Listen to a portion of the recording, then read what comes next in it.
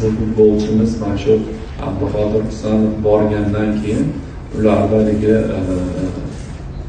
hozirgi kunda современный tilda aytib o'tsak followerlar 100 milliontaga ko'paydi.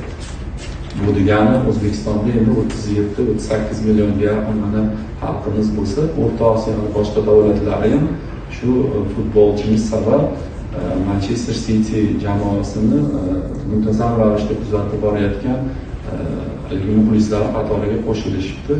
Hozir ular yana bir sportchi, futbolchimiz va O'zbekistondan bir sport klubini ularni hozir guruhida 12 ta sport futbol komandasi bo'lsa, 13-komandani xudo xolasa O'zbekistonda bir jamoasini olish niyatida yurishibdi. Biz hozir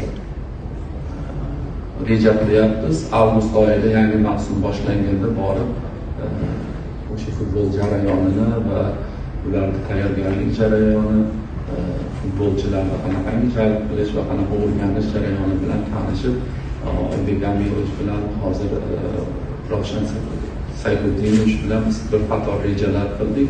Bu yo'nalishda ham ancha ishlarimiz bor. Mana shu narsalarni ham xalqimizga tarqatish, yetkazishda sizlarning yordamlaringiz kerak bo'ladi. Shuning uchun eng birinchi o'rinda sizlarga mustahkam sog'lik, salomatlik, haligi ruschasiga qilib aytganda самое банальное, но самое важное я хочу пожелать вам крепкого здоровья и в будущем успехов.